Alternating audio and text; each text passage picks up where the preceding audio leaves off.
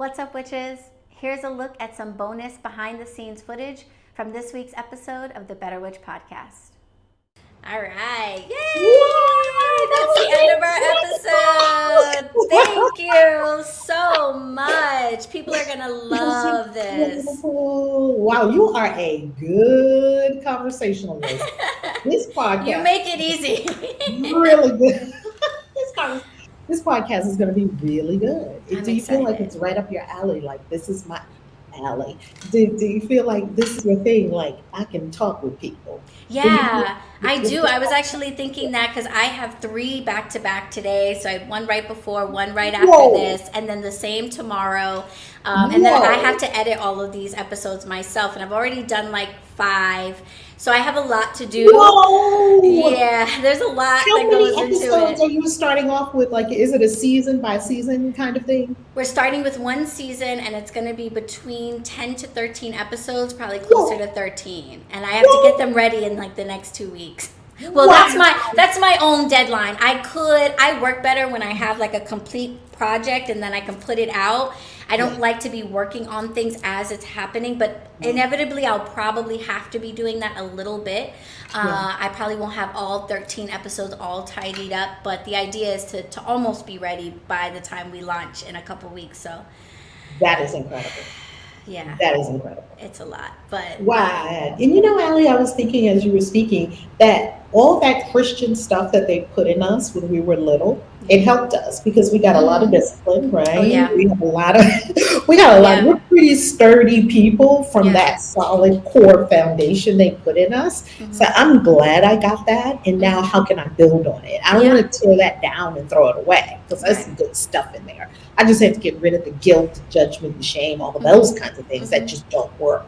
Yet the core of it is good stuff. yeah, and not just the discipline, but like I was talking to this with my husband because he's a white guy from New England. His family is half Jewish, but on his dad's side, so he didn't grow up with a lot of religion or anything like that.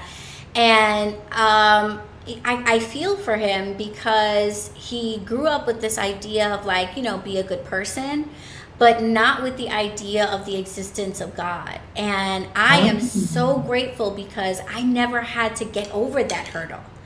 God was given to me at an age when I was so young that all I could do was drink it in. And so now as an adult, the idea that there is no God is like, you could never make me believe that. Yeah, convince me of that. Right. But now I understand the difference between God and a deity, a particular spirit, a particular elevated being, etc., that others may call a God versus the energy of the universe and source, the all. I understand a difference between that now and all of that stuff, but I would have a harder time getting there if I had to first convince myself that the all existed in the first place.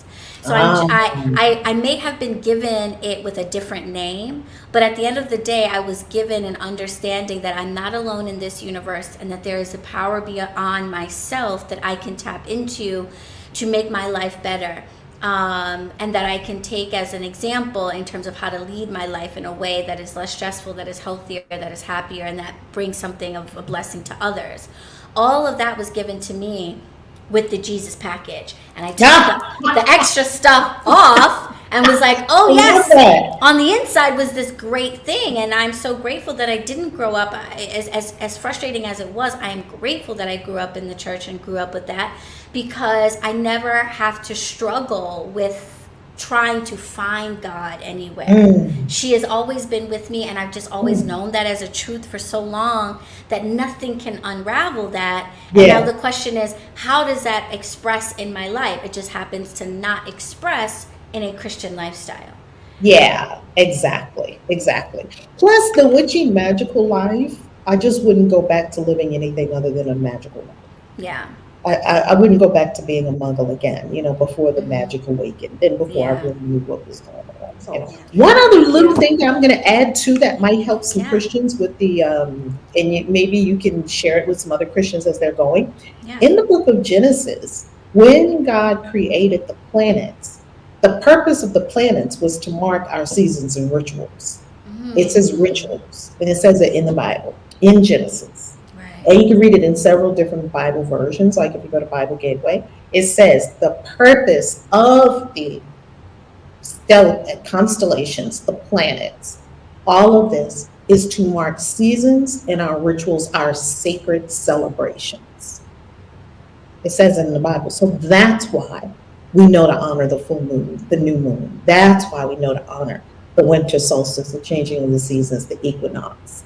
We understand that because this is the cosmos feeding to us our sacred celebrations. We didn't make all this stuff up. It's encoded in the universe. See, here I thought when you were talking about gathering on the solstices that you were going to have to stretch how a Christian can practice the solstice. But nope, it's right there. It's in the Bible. It's right there in the first It's book. in Genesis. When they were made, God said, this is why they exist. Because aren't they keeping time for us, and they're keeping seasons for us, and they're marking our sacred celebrations, our rituals, that this is sacred. So that's why we honor it. And we know we're tapping into universal cosmic energy when we do it. We know what we're tapping into. Right. But yeah, about Genesis and about the planets, that is going to be put into the episode because everyone I think needs to hear that and needs to understand that. And go look it up and read it in Genesis and read Genesis chapter 1 and chapter 2 and the creation story that we've read over and over. Now they do say two different things, Genesis 1 and Genesis 2, all good. Still read it and you will see in there the sacred marking. We're marking sacred times in the year with the solar system. So it's beautiful. Yeah. Well, I want to let you know what you can expect from me in the next couple of weeks. So so you will be receiving an email from me soon. And it will include some information, including the exact date of your episode. We're still deciding the order of the episodes. So the email will tell you what episode you are, what time, what day, and have the link and all that for when that way we can promote. So I'll also include in that email some graphics for you that you can use on Instagram or YouTube so you can repost about it. And then the show is set to debut on Tuesday, August 9th, which is my birthday. It's your birthday!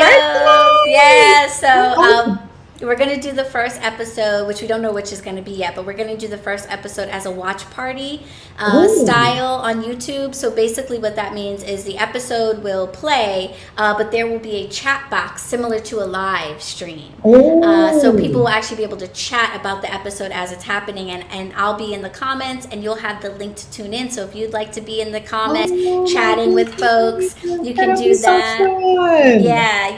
So all the info for that will be in the email, and then also at the end of every episode, so the episode's going to come out on a Tuesday at 7 p.m. on YouTube, Eastern Standard Time on YouTube, and the podcast